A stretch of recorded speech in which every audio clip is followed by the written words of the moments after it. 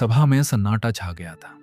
दो महान धनुर्धर आमने सामने खड़े थे। एक था अर्जुन और दूसरा सूत पुत्र कहलाने वाला कर्ण। बाण चले और पहली बार संसार ने जाना कर्ण किसी से कम नहीं। पांचाल की राजसभा में स्वयंवर सजा था।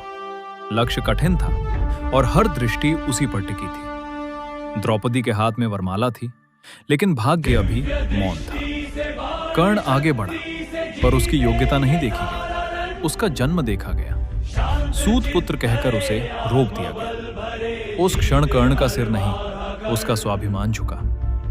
कर्ण ने कुछ कहा नहीं, न कोई शस्त्र उठाया, न कोई शब्द बोला, लेकिन उसके भीतर एक मौन आग जल उठी। वही आग आगे चलकर महाभारत बनेगी। सभा में आज न धर्म बोल रहा था, न न्याय।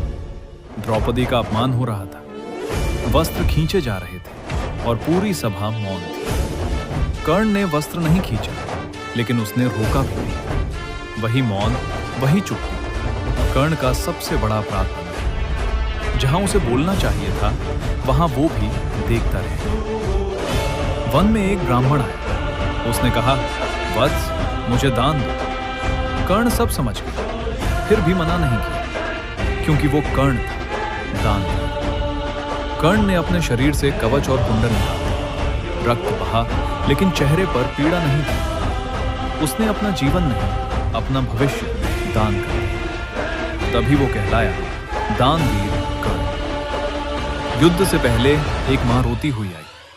कुंती बोली, कर्ण, तुम मेरे पुत्र हो। उस एक वाक्य ने कर्ण के भीतर युद्ध छेड़ दिया। कर्ण ने सत्य स्वीकार किया, लेकिन अपना मार्ग नहीं बदला।